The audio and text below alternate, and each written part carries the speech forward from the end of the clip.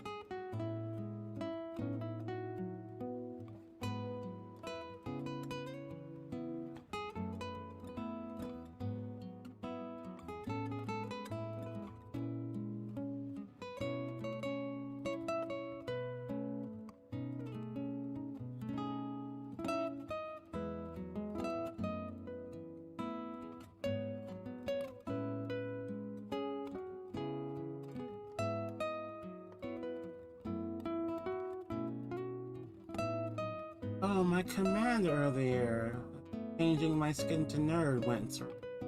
Guess the stream had to go down for it to go.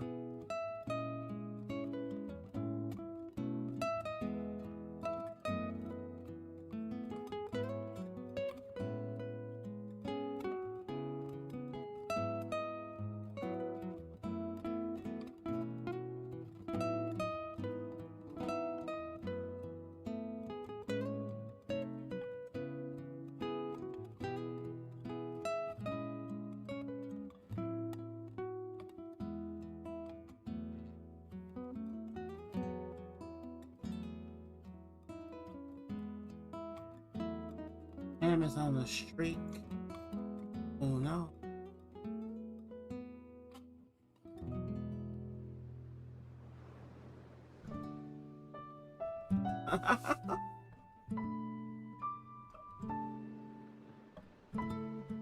Less points I have to worry about.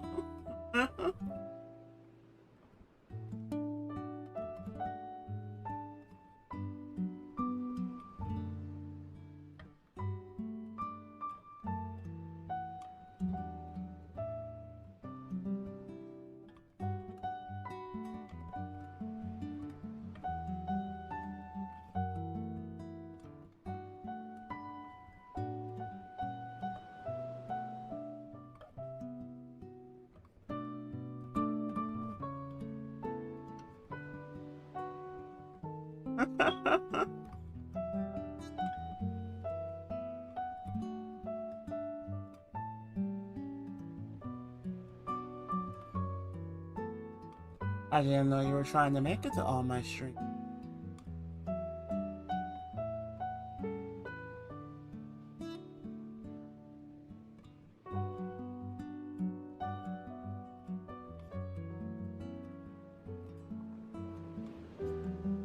So, that is pretty puppy-coded behavior.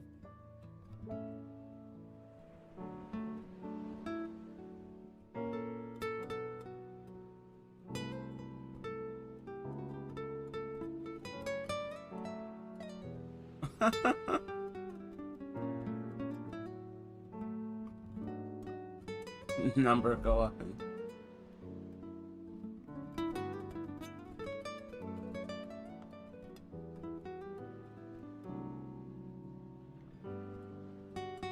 the other commands this thing can do. Ouch.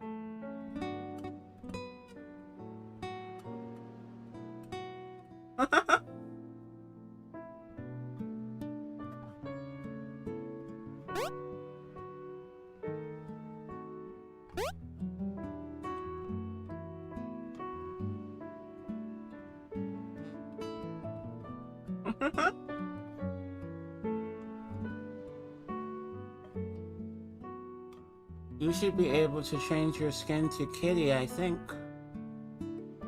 Let me find the documentation on it again.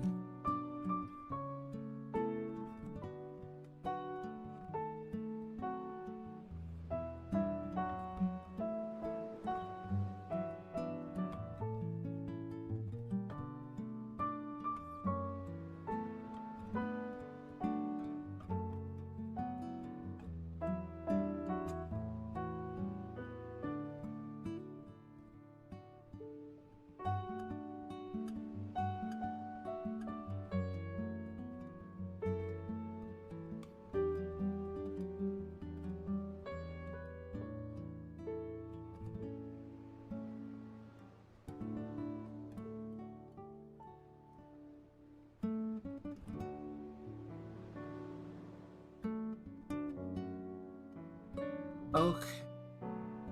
Type in the command skin and then space and cat. I believe it will change your little blob to a cat. Like I changed mine to a nerd. Oh, look at you!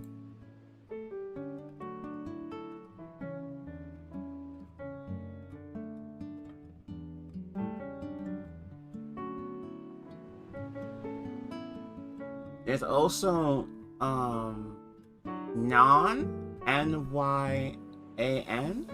I don't know what that would be. Alas, there is no dog. There is a duck and a duck evil.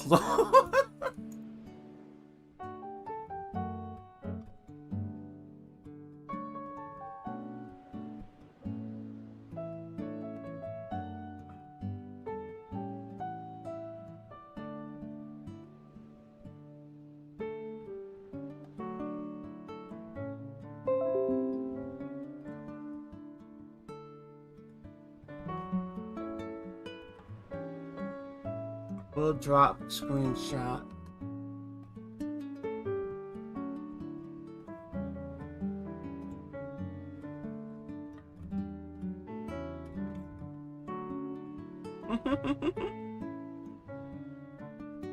Of course you are.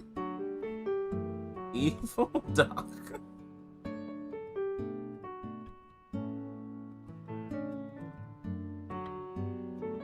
The default is set to girl.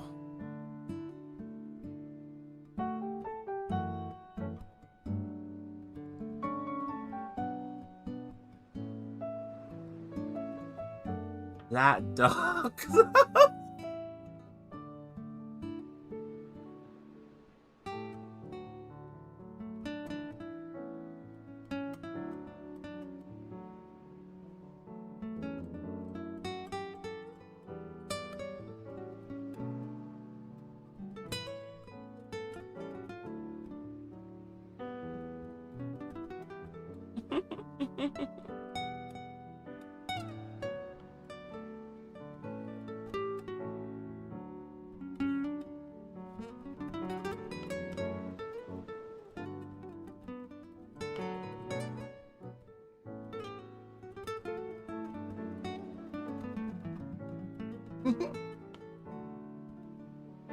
Look at the kitty go.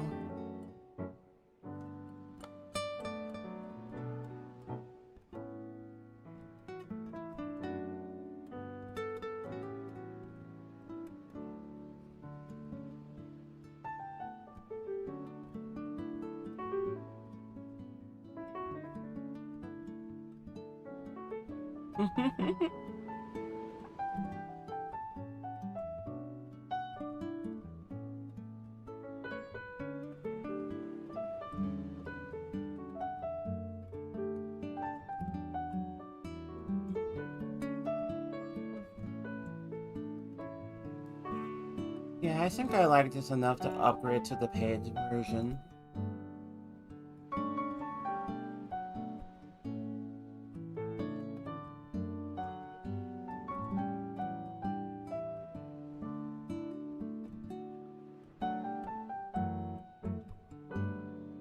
Yeah, I was really hoping that you and Ava would like it a lot.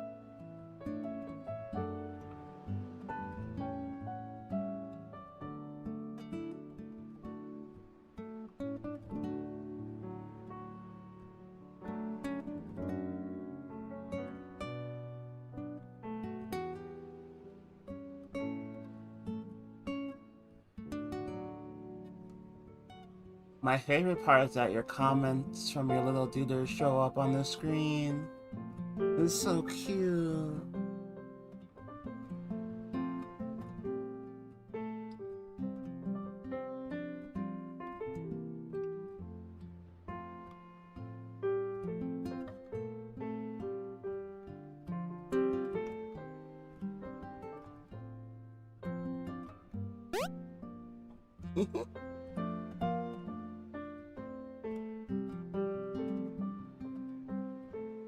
I love hearing the little jump sounds because I know it's camp.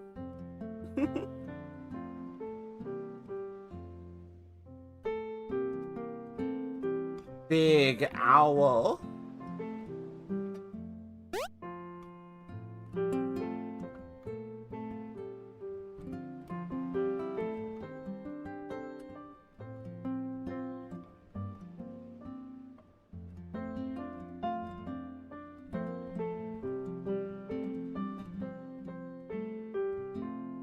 Mine looks like they're about to be reported to HR.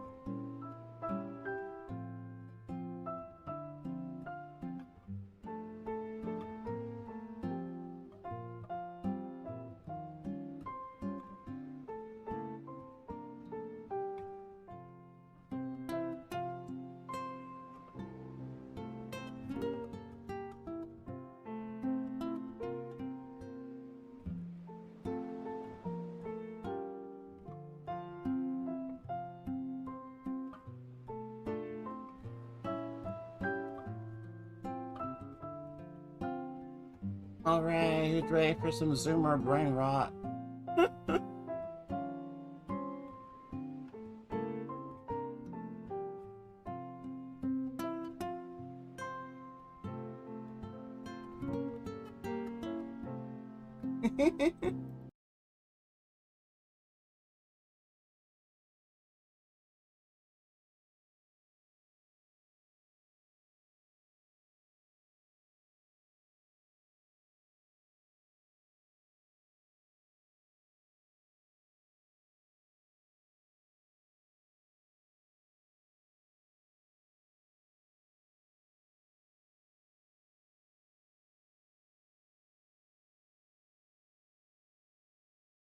Let's go, brain rot. Let's go. For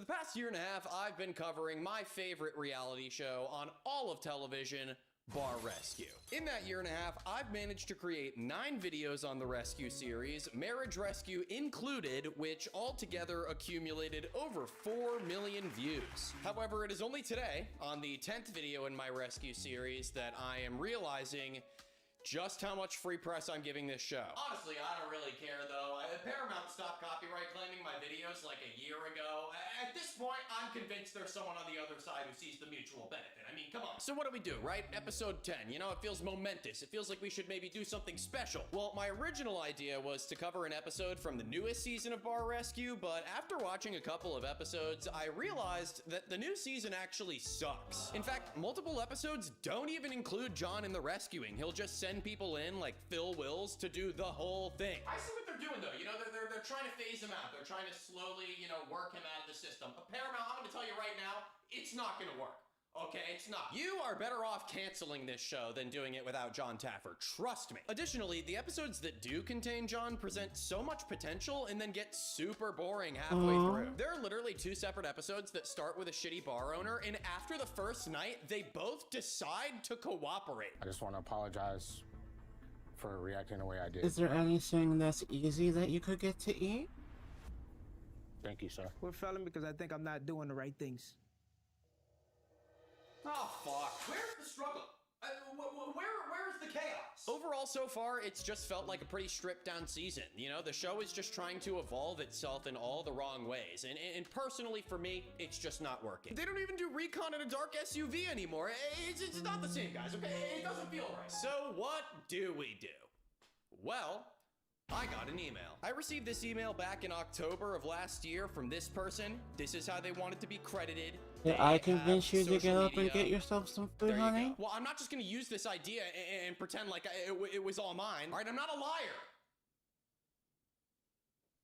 They brought my attention to an unaired episode of Bar Rescue that was intended to release in 2013, but the reason for it not releasing is genuinely insane. Because the day before this episode was set to air, the owner of the bar, Christopher Farrell, shot and killed a country musician. I have not a single idea what to do with that information, nor do I know how it's going to affect the contents of the episode. Needless to say, I'm concerned. The only place you can access this episode is on the Internet Archive, and unfortunately the quality of the broadcast recording isn't amazing, but we're just gonna have to deal with that, aren't we? So let's sit back, get really tense and uncomfortable and sweaty and fart, and let's watch this. I want to bring Amethyst treats and feed Amethyst treats. I'll tell you a couple things right now, right off the bat. First of all, this episode has absolutely classic Bar Rescue energy. The DLC character cards, the car, the screen. You know that screen that we all have in the car that you can hack with?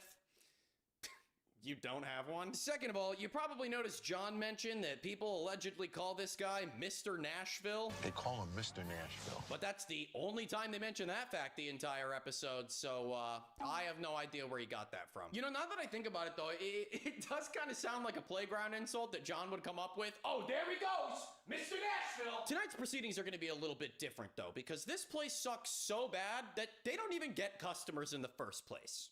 So here's John's idea. You know, I've had the place under surveillance for a couple of days.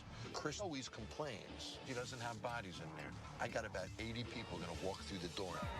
I mean, what a better way to visualize a typical night at the bar than by putting the staff in a situation that they're never in. This bar is tiny. I mean, I can only imagine what a nightmare this must be.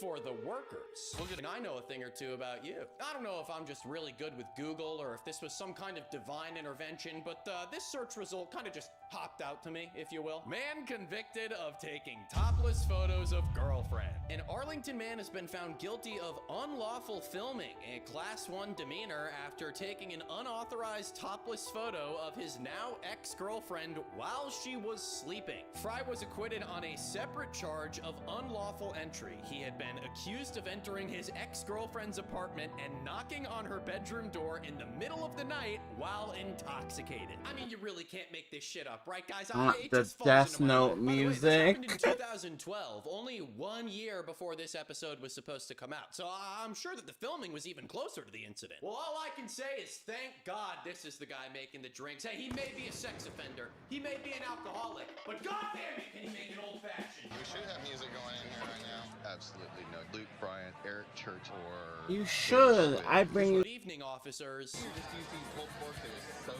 in barbecue sauce. You see what I'm saying, guys? They really don't do it like this anymore. John used to have all the power in the palm of his hand. I give haven't seen massages someone so like a you get substitute up. teacher in a Wait, long no, that time. wouldn't I mean, help. You guys saw that community post. The guy's just having way too much fun now. You know, we got to bring him back to reality. Hey guys, is this good barbecue? Look at the grease coming out of this wing. Yeah, this barbecue sucks, right, ladies? Well, how about when I pulverize it and juice it? Sorry, this is a very small detail, but how is that a good way to measure the quality of the food? Why is picking it up and juicing it the first thing he thinks of? Watch any wing commercial. They don't squeeze the wing. What do? Dip it in the ranch. And then they squeeze it. After all that jelking, though, John decides he's going to take a break Juice to wash his chicken. hands. So now we Is get the to see volume a any body. better? Poop in a second, but you'll probably notice that John mentioned him wasting all of his parents' money. Yeah, this guy used his parents' money to start this place, and he owes them like $100,000.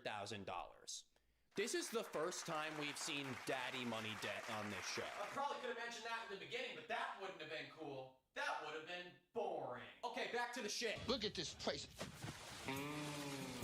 All over the side of the frickin' toilet. There is so much to unpack in just this one moment. I mean, first question is obvious. How do you miss that bad? That shit looks like a fucking shotgun blast. We can't even be sure if it was calculated or not. Second of all, and somehow even more bizarre, did anyone notice the water impact sound effect? Look at this place. I know they're referencing the plop of the poop, but it literally sounds like... Oh, someone it doing was a me who cannonball was into quiet? the I pool. thought everything was quiet Who on the selected stream. that? I don't actually care, because in the following sequence... That was we get probably to just me watch being quite quiet. possibly the funniest thing I've ever seen John do. Then clean that for me now. Go ahead. And I want to watch it. Everything is quiet. Okay. Your attitude pisses me I'm off. not here sure to help you. why. And I'm here to take it. None of my I'm also audio not gonna settings be are any king just for different. no reason. I'm here for 5 days. Is this the way you want us to spend our time? What? They're like trauma bonding. Yeah, get in there, man. Clean it up. Let me watch you. I don't want to see you get hurt, man. I care about you. Lick it up. Am I wrong? Like, is this episode not a hidden classic? Honestly, this could have gone down as one of the better episodes of all time. The bar faces classic issues like under temperature meat, disgusting bar conditions, rat poop. Guys, 2 kinds of poop in this episode. Honestly, shout out rats, okay? Shout out rats. Hey, no! You were not invited, man. This guy is a scary guy. Obviously, everyone is very heated from the evening, but his anger, it feels like a particular type of anger that I don't like. Yeah, and I want to talk about that anger a little bit, because I want to do a little more research on this murder. Like, I want to know specifically what actually happened here. All you really have to do is look up Chris Farrell murder. Look at this. Rolling Stone reported on it. Bar owner found guilty in murder of country singer Wayne Mills. I don't know Wayne Mills. Do I know Wayne Mills? I don't think I know any of these songs. But he's dead now, so I guess he didn't really get a chance to really blow up. So it looks like right here that Wayne Mills and Chris were actually friends. They became engaged in an altercation in Farrell's Nashville bar. It ended with Farrell pulling a .22 pistol and firing 3 shots, one of which hit the journeyman country singer in the back of the head. And they were friends too. That is captivating. I wonder what they were fighting about. I wonder if this was some kind of rivalry, because they mentioned in the show that Chris is a country musician. He claimed self-defense in the shooting, testifying he fired at Mills out of fear after the singer smashed a glass and threatened to kill the bar owner. Farrell's admission that he feared for his life wasn't enough to persuade the jury, however. Interesting. Holy shit, man. That is actually insane. Bar where country artist Wayne Mills killed is finally demolished. Okay, demolished. Dude, it's just crazy to see something like that happen. Someone said they're glad it was knocked down out of respect for the dead. I can see that. Jesus Christ. Baby Mint Julep said, good. Die alone, Chris Farrell. Well, I feel like that was much needed context. I couldn't just drop it at the beginning of the video and then not say anything about it afterwards, right? Okay. The next day actually starts off seemingly well. Everything is cleaned, Chris is in a good mood, and John recognizes it all. But as soon as it seems like things are going to get better, John decides to dive into the gossip from the night before. Specifically, Chris and Stacy fire tonight. You guys saw that lunge forward he did to prove his point? How many people thought things were going to get physical? Let me see a show of hands. John reasons that Chris's employees aren't going to be able to give productive answers, probably on account of the fact that they're deathly afraid of him, so he instead calls in 2 ex-employees, and they hate him, dude. They expose the shit out of him. One of them actually stands up for Stacy, which really pisses him off. So Chris actually seems like a terrible guy. Once again, aside from the murder. He abuses his all-female staff, freeloads off of his parents, and overall is just a lazy asshole. But while he speeds off in his El Camino, it's time for the staff to get some training, starting off with some help from our resident sex offender, Trevor Fry. He focuses on speed pours because it seems like their biggest downfall when it comes to cocktails is measuring out the drinks. They probably taste like shit. You guys want to see an awesome John moment, though? There's 3 elements to a great cocktail. Sweet, sour, and there's alcohol. The fact is, balance comes. Really weird. You're back. Chris has come back to apologize and is seemingly in shambles, but he's doing that like manipulator cry. It's really off-putting. I have been trying. Couple hours. This is pretty much just a scene to give us our science lesson for the episode. This one obviously is about smoking meats. I'm not gonna play it because that's for losers. And just so you know, if you've ever been interested in learning how meat smoking works, it actually means that you're dumber than the average person and that you smell bad. Well, now it's time for the stress test. Honestly, I don't think we made very much progress between night 1 and night 2, so I'm not really sure what to expect here. That was real music. Did you guys know that John was actually a drummer for years? Look at this clip that he posted recently. There's Latin. There's African. Sitar, Indian.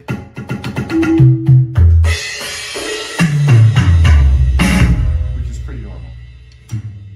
And there is my drum set. I'm not gonna lie though, this singer fucking blows, dude. She's incredibly pitchy, but John's like, no, this is real music. This guy's a. You can see the avatar move, but We're gonna have to fix this, man. This isn't looking good. We're gonna have to make some changes here. Oh, hey, before I lose you, man, you mind real quick if you just take a look. So the stress test was a clear failure. The staff failed to keep things together in pretty much every department. This, of course, leads us to our debrief at the end of the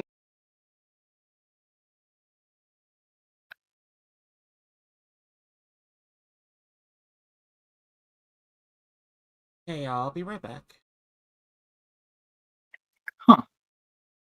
Well, yeah, because it's just Discord that's you're hearing Ann from. It's my mic that's being weird, apparently. weird.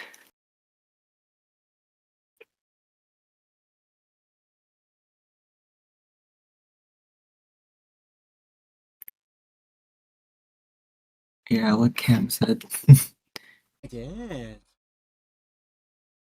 Fortunate. I'm going to mute sound quick.